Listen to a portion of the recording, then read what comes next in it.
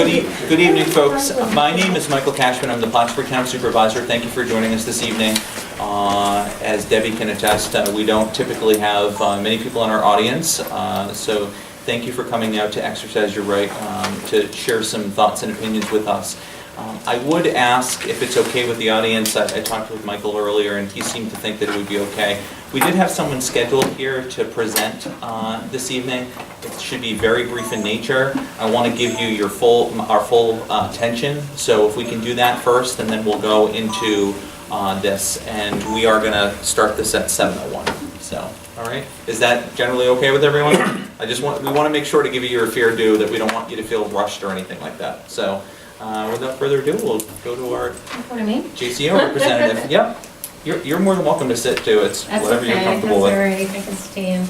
Hi, I'm Sally Susi. I work at JCO. I'm the Community Outreach Program Director. And I came to share some information with the town board about JCO and the Community Outreach Program in the town of Plattsburgh. And anyone can have a brochure that would wait for them if I give you enough. And I brought flyers, some other information. I'm not sure how much everyone knows about JCO, but JCO's been in Clinton County for 50 years. They celebrate 50 years this year. And they're one of 52 community action agencies in New York State. There's community action agencies all across our nation. Our main funding source for the programs that I have is through the Department of State. That comes from the federal government and is community service block grant funds. And those funds help support we have contracts with 11 towns in Clinton County to provide outreach services, and they provide us with space and phone and utilities, and we have contracts with them. And the contracts basically normally cover the salary, and then the community services block grant covers the fringe benefits, travel, I'm trying to think of health insurance, anything like that, the travel, the health insurance, social security.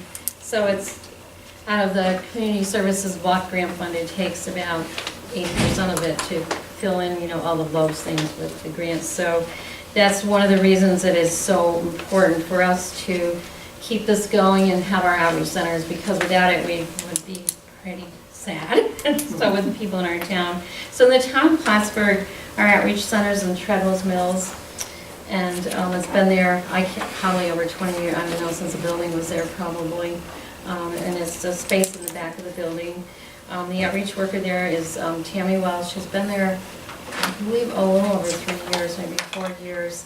She's very outgoing, and she really likes the people she works with, and so I think that's a positive. She gets along good with people, and hopefully with all of the people from the town. She seems to. But I just put some information together about what we actually do with that outreach. Tammy serves over 400 households monthly. The food pantry went up and up, and I just averaged for a year, like 28 families receive food each month from the pantry. They can receive food up to 8 times a year. In the last 2 months, the number's gone up to more the 30s and 40s. So she's going through a lot of food, which is supplied through another grant that JCO has with the Regional Food Bank. Last year, Tammy completed 246 Christmas Bureau applications for families in the town of Plattsburgh. And that meant that those families all got vouchers for Christmas dinner and toys for their children. She has the busiest, this is the busiest outreach for our agency. It just is. She's very good with people. People that get information and referral, about 75 households a month, would mean if there's something that we can't offer, some kind of service, this will refer the people, like for food stamps or WIC or emergency assistance from public assistance or stop domestic violence. So we try to keep up on all the other programs in the county because we can't do everything, obviously. Last year, Tammy helped 90 households with HEAP applications, and 67 of those households with emergency HEAP. We're an alternate certifier for the Department of Social Services, but we only do HEAP applications for people that do not receive any kind of SNAP benefits or any kind of public assistance. So the families that we do HEAP for the majority are working families. Office for Aging does the seniors and the disabled, so we do basically the families we work with HEAP are working families. And a lot of times we'll just adjust our hours for people who come after work or before work. We found that works pretty good.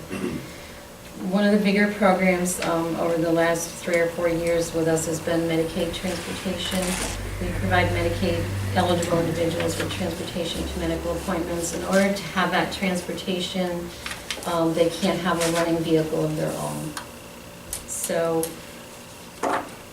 we're coordinating for like 58 seniors, which is, there's 2 programs, there's Medicaid and rural transportation for seniors. Anyone over the age of 60, they can't get to their medical appointments on their own, can get funded through rural transportation from Office for Aging through the county, and they don't have to be Medicaid eligible. There's no income guidelines.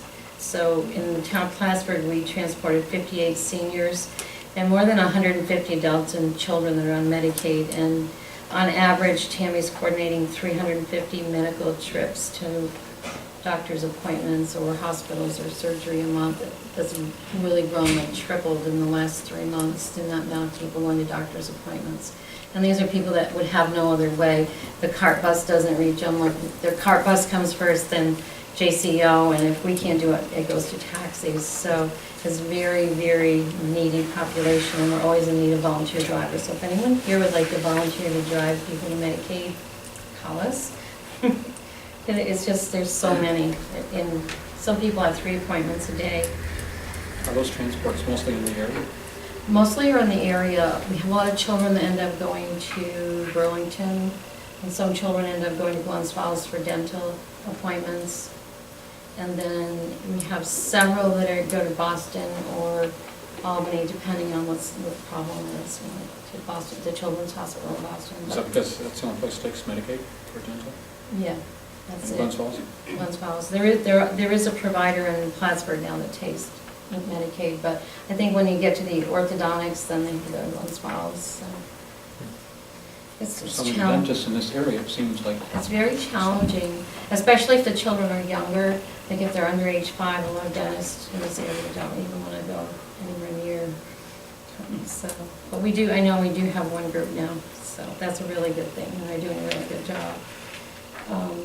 Last year, 140 families received Thanksgiving baskets, which a lot of the food is donated from different organizations, whether it's from Walmart, Target, or Hannaford's. There's a lot of donated, and then if we get funds donated, we buy them. But every single of those households met income guidelines, and had, most of them were, what we did with the turkeys is we gave them to families with children, and if there were single individuals, then we gave them a smaller turkey or whatever we had, you know, but we made sure that bigger baskets went to families with children. And then we also provide emergency fuel, like up to 20 gallons of fuel for people that have run out of fuel and can't get their heat that same day. Or right now at this time of year, the heat program doesn't open until November 14th, and there's a lot of people that are running out of fuel and it's cold at night. And we did 4 today, and most of them either have someone oxygen dependent or newborn babies. So, you know, it is 20 gallons isn't a lot, but it'll take them for a little bit. So we do a lot of that. We also provide people with rent and security deposits, like partial deposits. It depends on the situation. This year we had 125 children that received back-to-school supplies, which was new backpacks and basic school supplies. And then we received a T grant from CSBG, but the income guidelines were really low, like 125% of poverty. So what we did, we served at least 39 in the town of Plattsburgh. I know it was over 400 families in the county.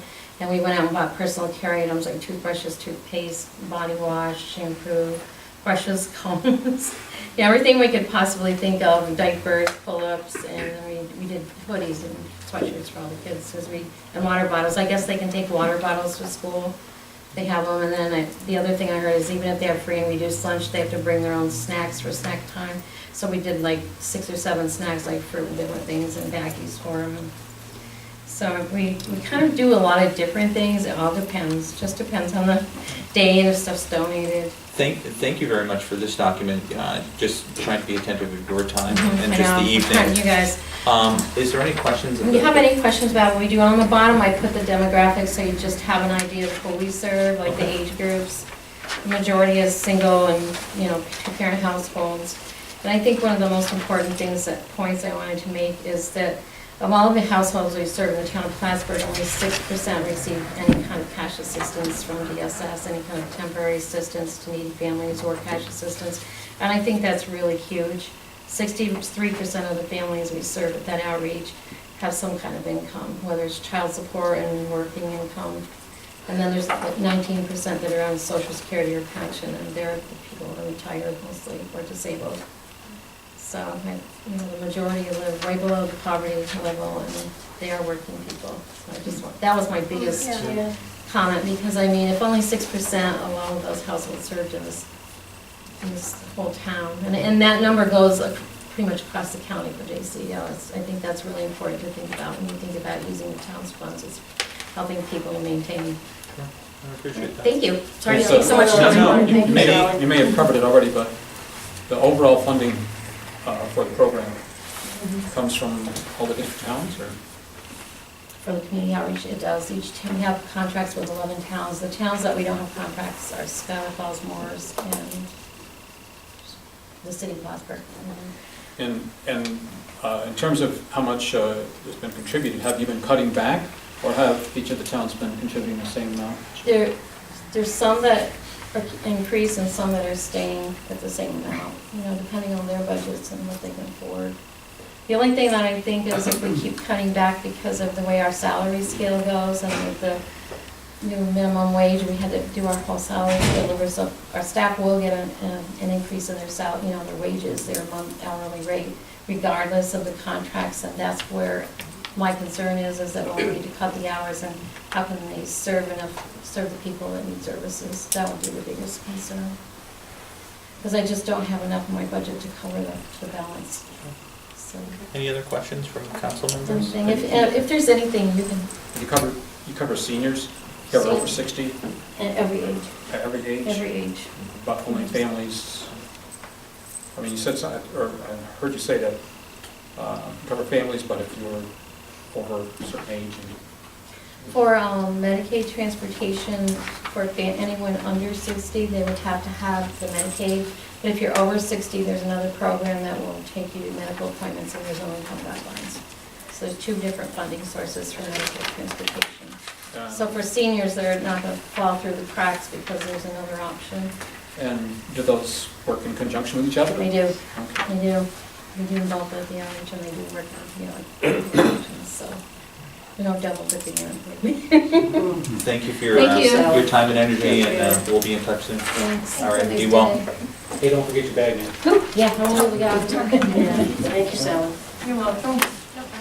Have a good rest of your meeting. Folks, thank you for your patience. Thanks for your time. I do appreciate it. We're going to go back to the segment of public comment. Certainly will afford people the opportunity to come and speak to the board. I know that I've been in contact with Michael Lacey. I don't know if he would like to speak on behalf of the group, or if he certainly would like to get us started, but he's first. I can certainly speak for a little bit. I am preparing to speak. I didn't write a speech. I'm not much of a public speaker. I did not prepare for this. Good evening, everyone, and thank you for showing some time for this cause that we have here.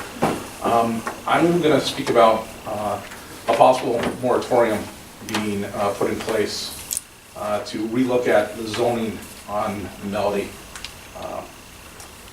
Lane in Plattsburgh, in the town of Plattsburgh, due to the proposed Cairn project that's slated to be built at the end of the street, at the end of a dead-end street. It has a population of approximately 65, 70 people, somewhere in that neighborhood, I'm not exactly sure. I would like to tell you some more about the Cairn project, however, in all due fairness, even though we in the community have been to several meetings, maybe in the number of around 8 or so, every time I go to those meetings, the actual changes in the plans or there's changes in the plans. So we don't even know what we're really looking at. We don't know what we're going to have into our community. But it seems as if though they're going to really increase the number of people that live on a dead-end street, which has concerns because it's obviously going to tax some of the things that we have in our area. If they have kids that are living there, we have no playgrounds, we have no place to go. There's that Town of Road with a mall across from that. Whereas if people are going to jaywalk across that, we're going to have some safety issues with that involved. If the kids are going to be in the Tom Miller Road or playing on even a dead-end street, which could be dangerous. I mean, it is, posted 30 miles an hour after I got the town to come in and post it, after writing a letter for that. But still, it's not a safe area for these kids to be if there, in fact, there be families living there. But again, I do not know what's going to be proposed for there. I was looking around outside here for a piece of paper to write some ideas on to try to get a speech together. And what I found interesting is this current events, and it says that this disappearing of the middle class. And one of the statements it says in here, it says that today it would take almost 70% of one's income to realize that dream of owning a home. Well, a lot of people in this room that live on my street and on my street own their homes and have a lot of equity in these houses. And it's a quiet, dead-end street. We have Melody, you have Newell, you have Facto, which Facto and Newell are connected together, but still are kind of like dead-end streets. I was born and raised in this town. I lived in that area for 45 years. I enjoy it immensely. There's been a lot of changes with the mall coming close to us, but however, there's still quiet streets because there's not a lot of traffic there. If we connect an apartment housing to the end of our street that puts in, I don't know what number they're going to put in there, 40, 60 people, it's going to detrimentally change the whole makeup of our community. So again, it's hard to actually sit here and have a rebuttal for the project because it's ever changing and we don't honestly know what it is. So I think again, once again, it's really important that we have a moratorium to see if we can rezone this so that we stay with single family homes, such that that's what we have now, and our community stays that way that it is. So that we don't have any major changes and change the whole outlook of our community. That's really all I have. If anyone else has anything to offer, thank you. Appreciate it, thank you. Is there anyone else seeking to speak tonight?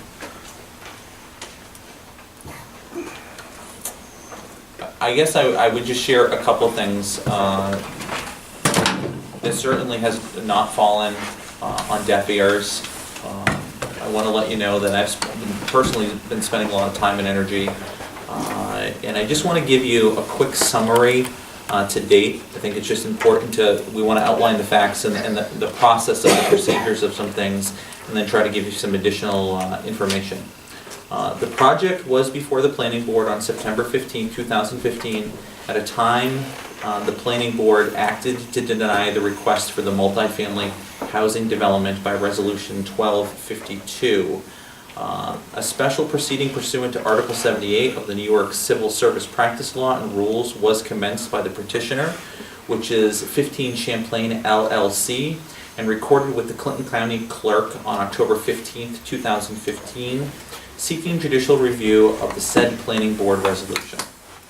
Subsequent to the proceeding, the Town Planning Board received an order and judgment dated February 9th, 2016. The Planning Board was ordered to adjudge to A, provide the petitioner and applicant the opportunity to confer with the Planning Board staff and offer a pre-submittal review following the public hearings and comments. And B, complete the necessary procedures in accordance with Article 8 of the Environmental Conservation Law and the regulations and promulgated thereto, and C, then address the pending site plan application in accordance with the laws of the state of New York and the local laws of the town of Plattsburgh. Following that, planning staff, the deputy town attorney, and the town codes enforcement officer met with the petitioner, applicant's representatives, Arian Ovius, John Ducharam, to offer pre-submittal review following the public hearing comments in accordance with the order A, above. The meeting was held at the town offices on March 22nd, 2016, and consisted of an informative and productive conversation regarding the maps, plans, submittal information, and materials required to complete the application, as well as the specific nature, scope, and details of the proposed project. The Planning Board shall now conduct a review of the application's plans in accordance with orders B and C above. Planning and code staff, along with the deputy town attorney, met with the project representatives to discuss the revised plans on July 21st, 2016.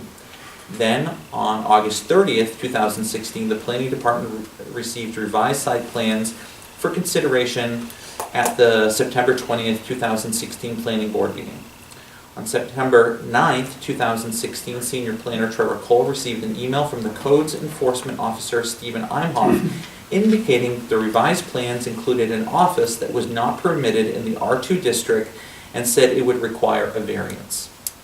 On September 20th, 2016, the planning board conducted a public hearing on the project and further did determine that the detailed preliminary site plan review application was incomplete, since the project did not have the necessary variances. This material came from the senior planner here at the Town of Plattsburgh. I can certainly, Mr. Lacy and I have had some conversations, and a couple other residents on the street and I have had conversations. I can empathize greatly with the frustration of the process of government. I often refer to government works at glacial speed at times. Sometimes that is to the benefit of individuals when they object to a project, because it means that it's going through thorough review, meaning that the process is being reviewed at each stage. I can tell you that there's still more conversations to occur. A potential moratorium that is being suggested would have additional adverse impacts on your town, where it would stop all projects across the town borders. We can't just simply put a push pin in that particular section of the town. The codes officer said he believed, well, couldn't be quoted exactly on this, thinking of all of the economic impact would be in the multi-millions of dollars of what people are doing with other projects around the town. There are a number of classifications. R2 has been zoned that way for at least 2 decades, and that doesn't alleviate the issues and consideration that you're putting forth. But we do need to do our due diligence to give consideration to what may be available to make changes. I can tell you that C.J. Madonna, who is our deputy lawyer, walks the codes and planning department through things on behalf of the taxpayers and residents in each case, to make sure that items are defensible on behalf of the rules and regulations that have been adopted by the town on behalf of its residents and taxpayers. So this is not quote unquote over. We are following along the path of procedure. So it's currently where we stand. It doesn't mean that this project will necessarily take root. It doesn't mean that it may not take root. We are going through the path of procedure. It's currently where we stand. Again, I can empathize with your concerns and frustration, though. That may not mean much to you, but I mean it sincerely. We're working through the path of procedure at the moment. If I may, what procedures, if any, are being taking place to make a determination whether or not we're going to be able to be changed from R2 to an R1?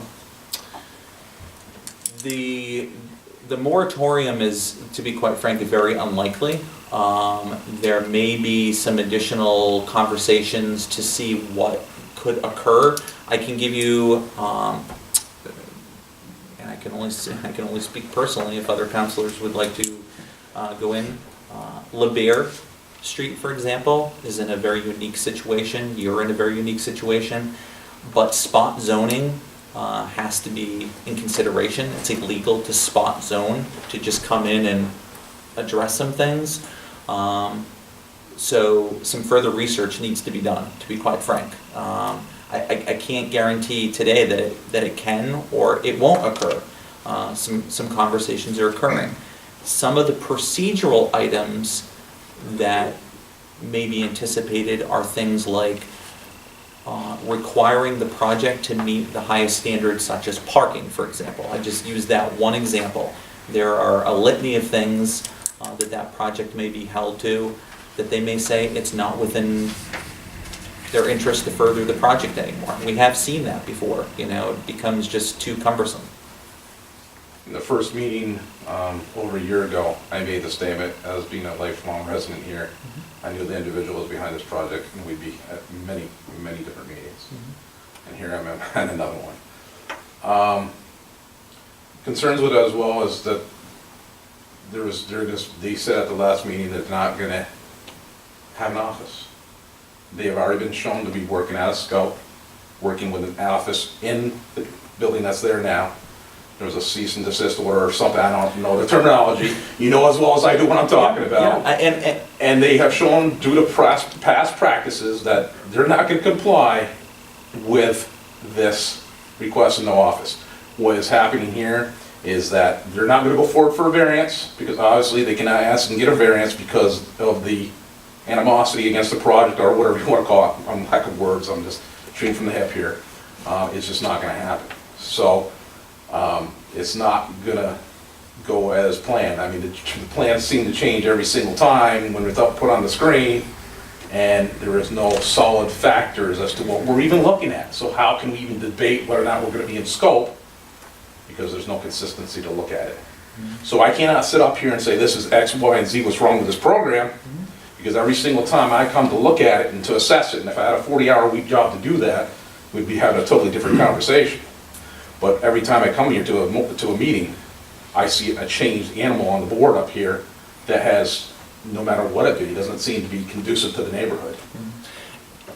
in some ways, I would say that has been a good thing, only from the standpoint of, I think part of the reasons that you've seen this change multiple times is because they haven't been able to meet the standards that was necessarily put forth, and no shovel has been in the ground because of that. And I'm not defending the project, what I'm saying is the process has challenged them along the ways that has required them to go to the zoning board of appeals to get, a review. So they too are getting, pushed through the system in the process of things. The final determination may review, they need to meet X, Y, and Z, and if they can't meet X, Y, and Z, then the project would not move forward. The major changes I see in their plans are simply just calling what they call an office to change it to storage. They're gonna end up storing an office in there is what they're gonna do. And- That's been shown by the past practices. If I told you, sat here and said what I did for a living, I can't, but, this is not my first rodeo, folks. It's not. I understand human nature. My degree is not in blueprints. My degree is in psychology. We all know what it is, and we just don't want to get sued again. It seems like on the town's behalf, because that's what happened. But on behalf of Melody Lane, I think there's actually, if this doesn't happen to be where the project ends up being meeting every single aspect under fine tooth and comb, Sure. there's gonna be multiple lawsuits coming out of this. And we don't need that. That's why we're here trying at this level to fix that. And I think what needs to be done is to just look at hard and long about getting a new type of zoning here for this. And I think that'd be a solution that would suit the neighborhood. I think, in fact, that we should zone Facto and Newell as well. It's just that they don't seem to meet the standards because they don't have sewer. But I own property there as well, so.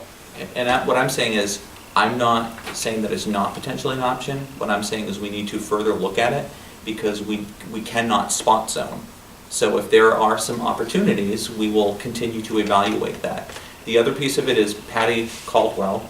I don't know if Patty's here tonight. She's not. She and I had lengthy conversations, and you'll note that this has been going on since September 15, 2015.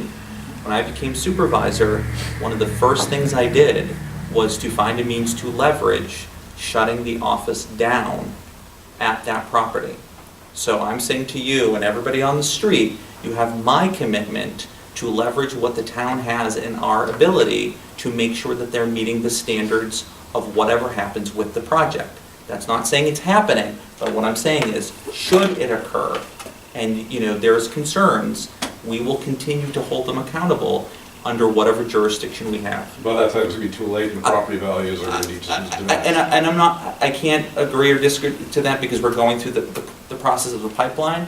What I am saying though is, if that project does happen though, the town will leverage whatever resources that we have to make sure if they cannot have an office there, okay? I'm just saying that I will make sure that our codes officer goes down and shuts the office down. If How they're not long did allowed it to take have- after the first time they had an office in that building for that to happen, sir? This This is- is quite some time. And that's why I know it's been going on since September. I became your supervisor in January. I'm just saying, what I personally can do, I can't mitigate all of the feelings and issues that you have. That's why I empathize with you. I think our town board wants to do right by you, but there are some things that we can manage because of, our ability. And then there are certain laws, state, zoning, etc., that we may not have the influence that you wish we did, which I get the frustration, I do. So our commitment is to do what we can on behalf of you, and we'll continue the conversation. We really will. Okay, I hope we will look at it seriously for rezoning. And I would like to see, if we could, what is the definition of the spot? Because I get the idea of my house being zoned as R1, whereas what a spot would be. Could you, How many more houses? I know, I know our- Get out of a spot. I know our deputy attorney doesn't, There's no set definition, but spot zoning would be, say, to automatically just change this without having a thought out plan and doing it for just a couple pieces of property, or in this case, just one street. Okay, I guess you have for three Yeah, for three what? streets of rezoning. and that's why, we need to have more conversation. Let me just say this. Two things that you've asked for. What I heard you ask for is a zone change. Zoning change is regarding by our ordinance requires from a petition of people or from the town board, it goes to the planning board. The planning board looks at it and sends back a report. It's not done overnight. So if that's going to be considered from changing you from R2 to R1, there is a process, and that process takes time. The other thing would be is you asked, so there is a process for doing that, and they could look at that. As to whether it would go through from R2 and R1, we'd have to gather all the information, the facts, the district, what would be existing now, whether we were expanding any other lands into it, and looking at it. So it's just not overnight that you can change, boom. There's a process. We just did a zoning amendment. It took, 60, 90 days? We're still But going we do. through- We're still going through Well, one. we're working on it. You also asked earlier, your first request, and the reason why I was here, I came here specifically is about a moratorium. I'll speak to all of you. The law does not allow a moratorium to come in and to stop a pending application. So what I told Mike and the board was, hey, I can't do this. If I created a moratorium, and maybe a moratorium could look at future, quote, multifamilies with maybe tighten up the definition of multifamily, trying to put a handle on what this project really is, because it goes under multifamily, but the type of the things would be, we might be able to define it. But I'm stuck with the laws that I have right now on the books. And unfortunately, that's the law, and that's what I want to report to you, because I'm just going to be very transparent and candid. So I can't really stop this in the butt. But we could look at things like maybe a better parking definition or other things like that. That usually, if we did a moratorium, we could stop it. What Mike's saying is, I'm going to now have to stop it where? Just on Melody or all R2s, and trying to change that definition. And that's the economic impact. Before I would recommend to do that, to look at the economic impact of such what we'd be doing. Maybe the easiest thing is to use a zoning change to change the definition of, i.e. the parking requirements, or the definition of a multifamily dwelling, and probably put a little bit more teeth into it, because our definition is very wide. And you all listen to it, and all I can say is, I gotta be careful. I'm still technically in court. I want to respond to you, but on the flip side, there's a pending application, and I can't create a moratorium to stop it. That's the law. So, and that's why I said, we really do empathize with where you're coming from. We're trying to negotiate the process to understand what can be leveraged and what can't be leveraged on your behalf. Because we have to be equitable in the way that we, approach this. When people come in, we'll give you the information, that we have. We'll show you the same laws, the same zoning. We are not holding any information back from you.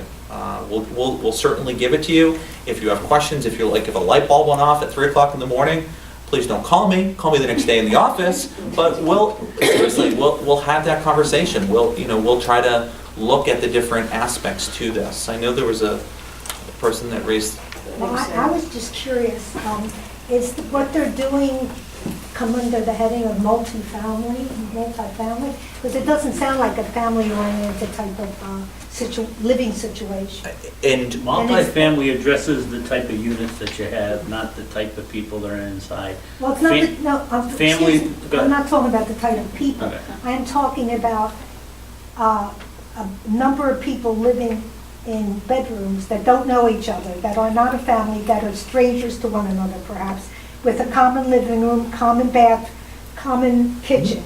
I'm not talking about the type of people. That's not the issue at all. Well, that's what I was trying to. The Yeah. definition of family says 6 or more unrelated people. So they've got only 4 in there. There's nothing in the definition. Oh, it of- says 6. There's nothing in the definition, correct, it's the numbers, magic number 6. There's nothing in the definition that stops them from having a lock on each individual bedroom, or having each individual bedroom have a urinal or Yeah, they're bathroom supposed to have facilities. bathrooms. Let me just tell you, it's the first time I've seen this type of development come to us and say, this is multifamily, and by the way, that is only 1 unit, so, It's not really. well, And- I gotta live with what my Yeah, I know. definition is. And I'm going to speak on behalf of CJ because CJ asked me to clarify. At this point, really, that's as much as CJ can say because he does represent the town. No, let me clarify, I don't represent them. That young man does. He's the town attorney. My obligation is my obligation is to the planning board and the zoning board. And I have a pending application in front of it, so that's why I can't go into details of this application. And I can't say to them, let's do a moratorium. All I can say is if you gentlemen want to do a moratorium, you want to do a zoning change, this project as it sits right now would be exempt, in simple language. And and I don't want to keep saying, because I know if I say anything, I'm going to probably read about it by Mr. Ducharme in his papers. Where's Mr. Vicer? Mr. Ducharme is Mr. Lando's attorney. Address it.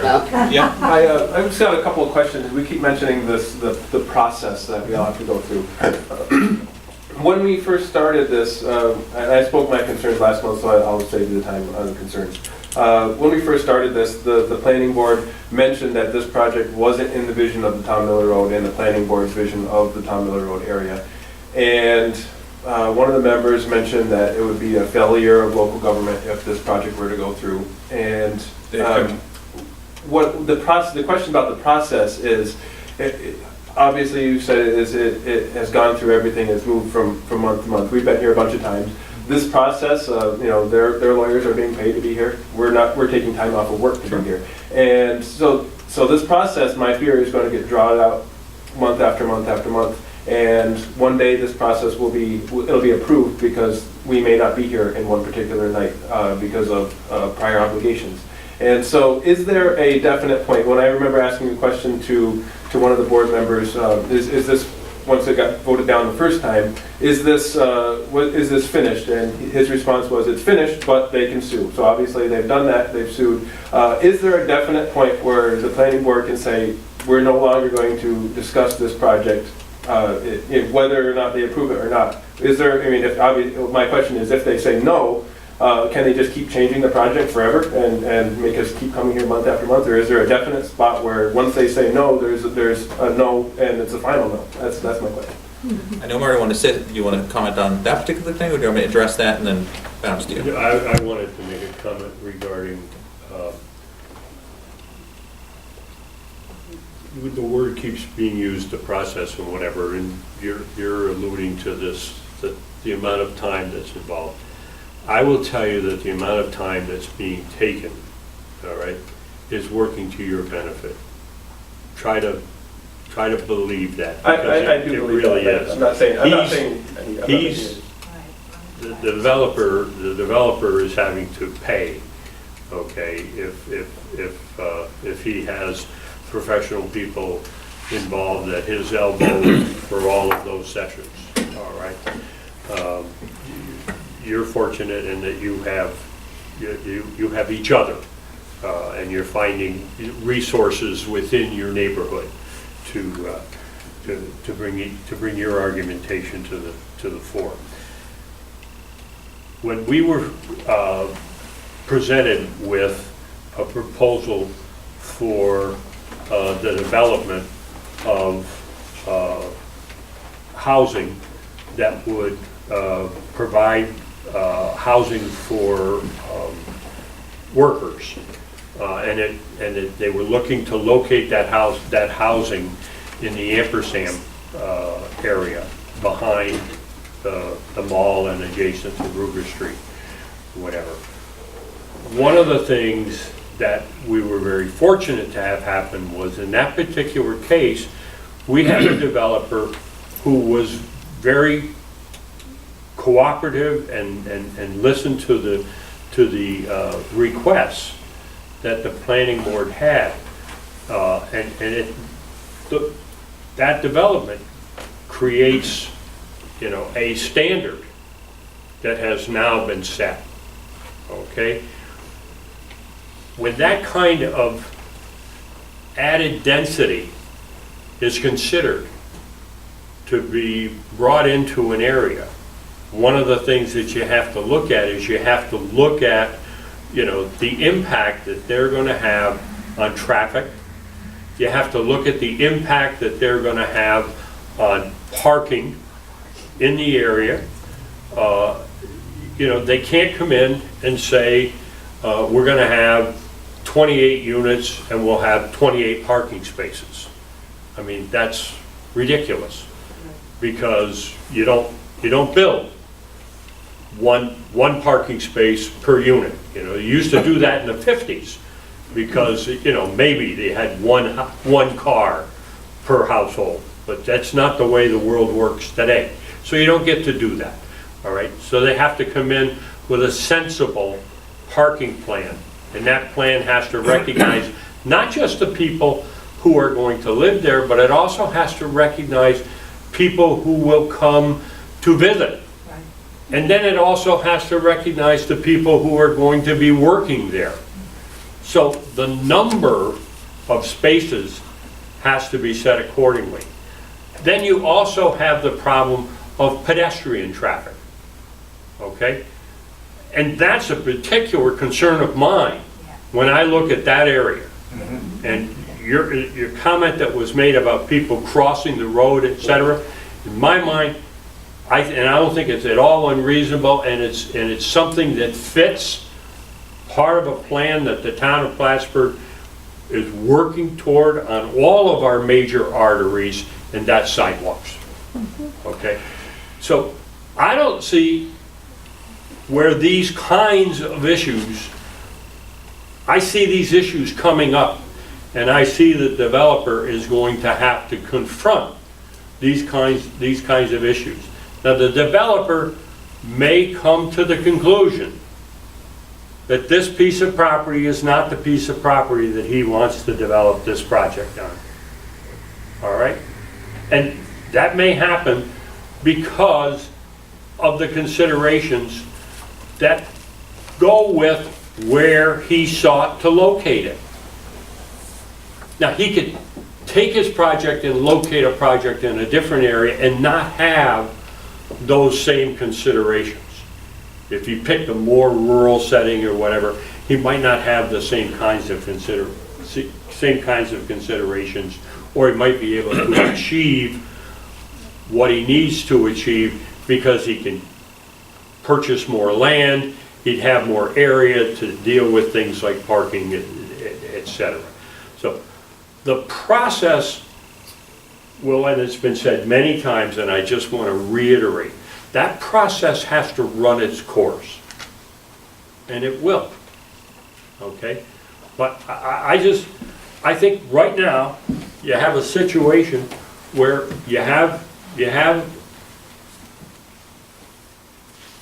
I think you have a situation where they are going to have to go before the planning board.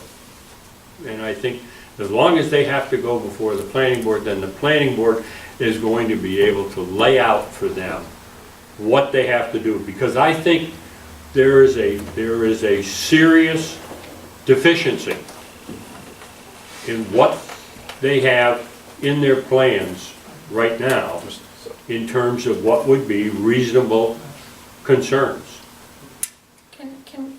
Go ahead. Can I just ask just a couple of things? Just one, in response to your parking problem, I just want to make you all aware of, as far as parking goes, just a few weeks before the planning board meeting, actually just a few days before the last planning board meeting, I forgot to mention this the last time I spoke. As we're on Tom Miller Road coming to the stop sign, taking a right, there was a yard sale right there happening that day. There was just a couple of cars there, and there was a car accident right there in that spot. So adding, 20 to 30 cars, major issue, like you said, parking concern. And again, my question would be, is there a point where there is a final say with the planning board, or can this project go on forever? You're not gonna maybe particularly like this answer, but no. Because, they could come before the planning board, right? And they could say, 7 or 8 o'clock, I'm gonna use simple math here. There's 5 rooms to the house, okay?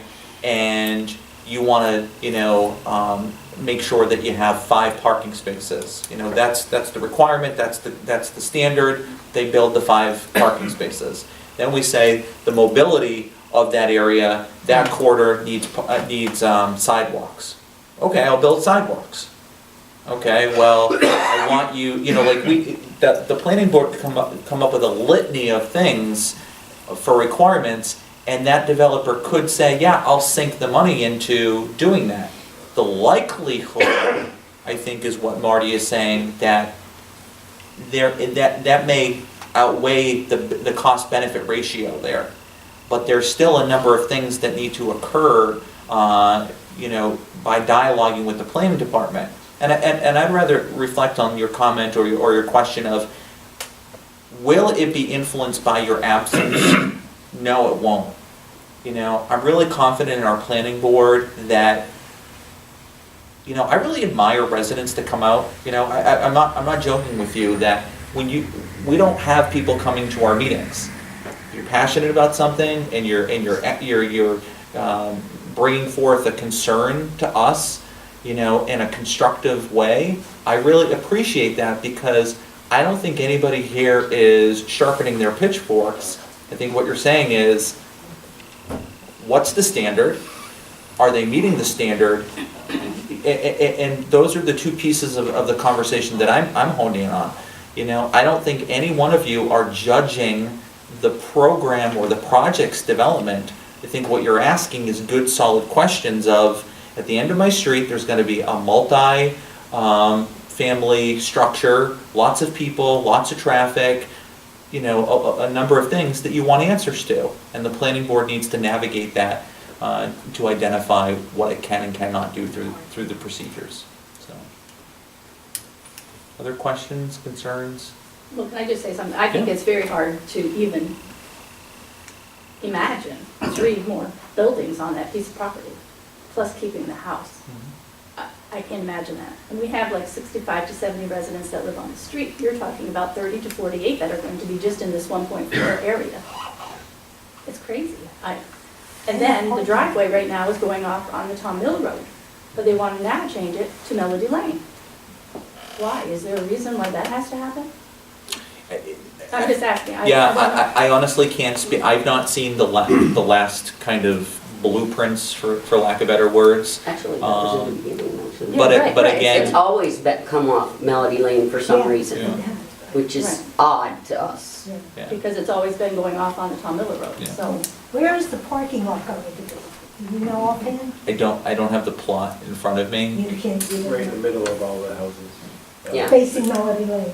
It's right in the middle of the lot itself. Right. There's a house Right. and then there are apartments on the outside of And the in the property. middle. Right in the middle. They want to Right in the park. middle.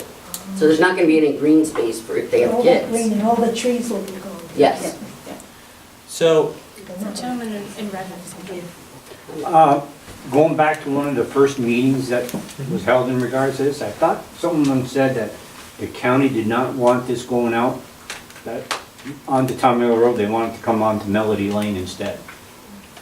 that may be true. I can't substantiate that at this moment, but I can say that the planning board, all those items will be under review for consideration, what the impact is. There may be a need for a traffic study. There could be a number of things So we're talking about the process, but I go back to the very beginning of my comments. I understand your frustration. Government works at glacial speed, and sometimes, as Marty had said, this may be to your benefit, because what we're doing is we're trying to really check all the boxes and understand what it is. And as Mr. Laces did, you can't judge something that you don't know what it is. So as each batch of plans come before us, that's what we need to review. You know, that's what we have to consider, or the planning board does, I should say. So your concerns do not fall on deaf ears. You don't necessarily need to be there. I wouldn't certainly advocate for you not to be there. I think that your presence is always appreciated in any forum. If there's public forums again, which I anticipate if there's changes, there will be more to voice your concerns. But I'm just not the type of person to give empty promises to say that it is or isn't happening. But we march forward along the process, and we will do our best to manage under the means that we have for you folks. So, I'd like to make one other comment. I want to congratulate the people who are here. You have been unbelievably polite, and I know you come in here very anxious about the situation. And that's refreshing, because so very often when we have these kinds of situations, we have people come in and the anger just boils over, and you've avoided having that happen. I can tell you myself, for one, and I think I can speak for other people on this board, we're not in a position to promise you, because there's a firewall between the town board, the planning board, and the zoning board, and it should be. And you don't want a government that tries to take that down. You really don't want that, okay? We get criticized by certain people because they want to point their finger at us and tell people, others, that we are anti-development, because we will hold a developer's feet to the fire. But I think we also have planners and zoners working for us who know that we stand behind them, that they're not going to have their jobs in jeopardy because we disagree that they are enforcing the rules and regulations that are in place. All right? And so when we say the process, we mean the rule of law will be applied as it should be applied. There is no recognition of name. There is no recognition of the amount of money behind a project. Those are not the considerations. The consideration is, does this project meet the rules and the regulations of our zoning and planning regulations? And that's what our people are charged to look at. And we stand behind them, and we'll work with them to try to make sure that, the full process is exercised. I just like to say one thing in terms of the people that serve on the planning board and the zoning board. They're volunteers. They don't get paid. They go to trainings. They show up and come to meetings every month. They have to read a lot of material. They visit sites. And whatever decisions end up being made, they're regular citizens like yourself who are willing to serve on these things. And I'm highly, I really believe that they're the best kind of public servants. They're doing what they can.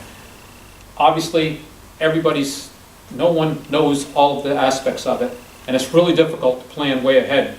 When we were doing the comprehensive land use plan and we're making zoning and stuff, it's very difficult to anticipate everything that's going to happen. And once you have that law in place, that's the law until you change it. And so if somebody applies at that point, okay, they can still do it even though we might want to change the law later. I wish we had foresight to be able to tell when those situations are what they're going to be.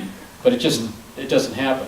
So any suggestions as we go along, and I know it's your particular project, but there'll be other things in the town as well as it comes forward.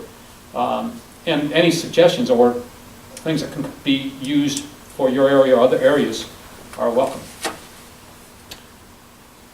Any other comments? Yeah, I just want to thank you, Mr. Cashman, for ceasing the operation of that office, because they were told to cease before that, Sure. and they continued, and they were still parking on Melody Lane when they were having their meetings and things, so even though they were told to stop, they just continued, so we're like, well, what can be done? But I know that you did stop that, so I do want to thank you for that.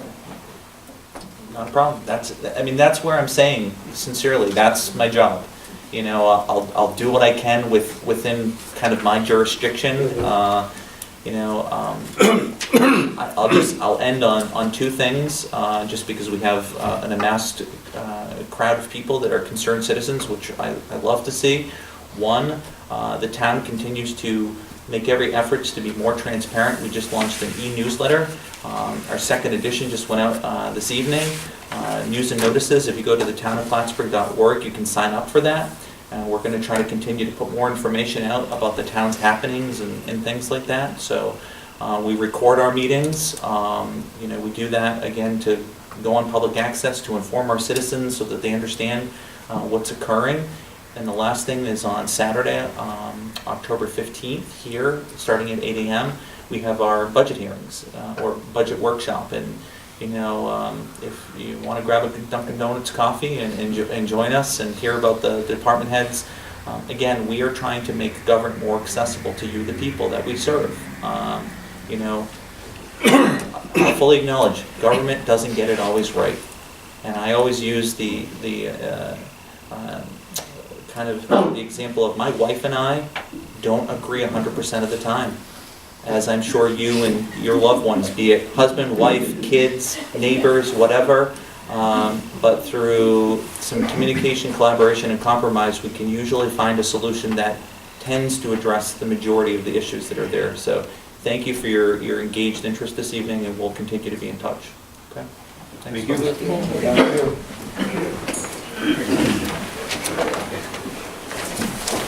Leaving, guys. Thank you. Be well. See you, CJ. Bye, CJ.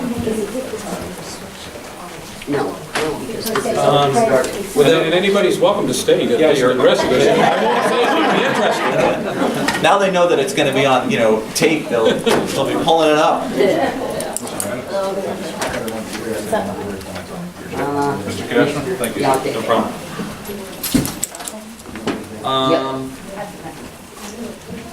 The other thing that I would just make note of for you folks, as I did say, the e-news and notices are rather small as I continue to experiment with this new kind of service. But Benjamin Giroux, I wish I had mentioned it to them, our poet laureate, just launched a national PSA with the Autism Alliance Association for Anti-Bullying Month for October, which I think is really incredible. So he has been able to take his kind of viral status, and it went to a whole other level, and he's representing the town through a national PSA with that association, which is kind of neat. So just kind of neat, and that's in that newsletter. So for draft consideration, you will see the minutes. You'll also see monthly reports. A draft resolution, for culvert pipe from the highway department. Also included will be a draft resolution for the request for a combination dump box and material spreader for the highway department. And then some additional requirements for the lead agency determination for SUNY Poly Norsk Plattsburgh subdivision and site plan. So that really is the majority of what is before you. As always, some things may change in between now and next Monday. If you have any questions, comments, or concerns. Are there any general committee statements, reports? Are we expecting anybody to challenge our request to be lead aid? No. No, we don't anticipate it. In fact, having a conversation with Trevor, he believes that some of the other entities will actually be quite relieved that we're doing that. You know, and it tends to fall to the local level. So we need to just plod along in that process, but no one else has expressed an interest at this point. It's rare that somebody says, oh, I want to be, once in a while it happens. So, it's not like, what is the, I can't even think what good example actually, so I'll just stop You're out there. of metaphors for Yeah, I'm out of metaphors for the night. Oh. So, anything for committee reports? Michael, I bring a couple things for committee. Yeah, No.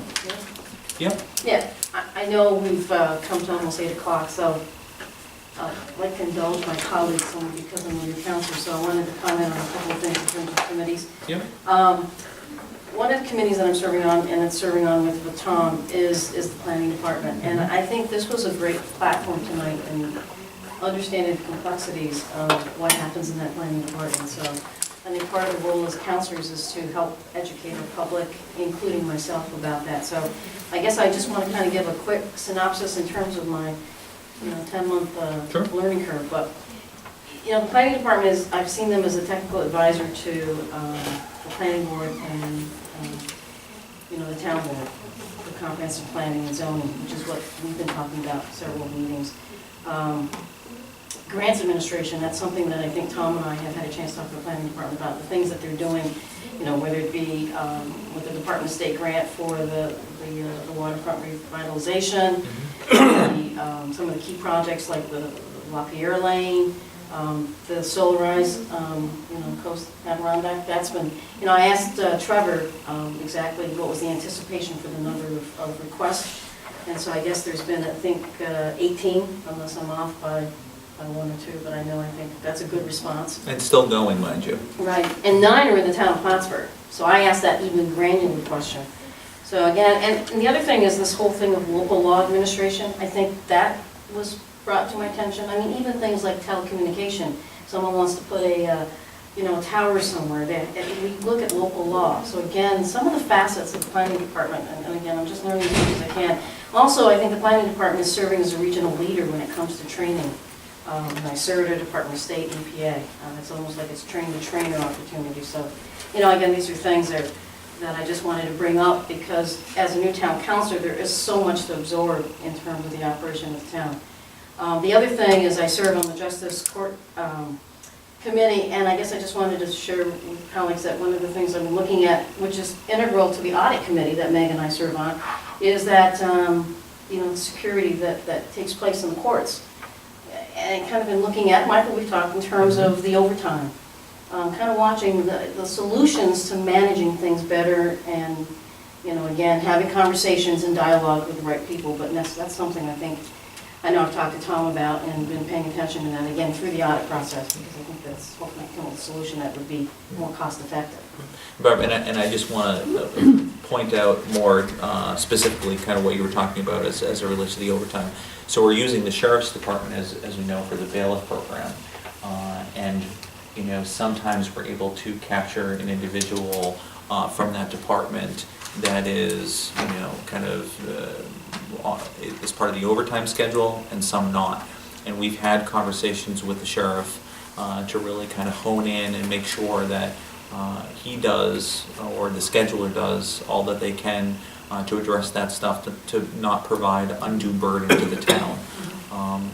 But it's having that multi-layered review occurring so that we can continue to target a number of items. So, any other committee reports or issues? Without further ado, I see no need for a motion for an executive session unless anyone else wants to make one for something that I don't know of. Seeing none then, we will adjourn this place at 8:04.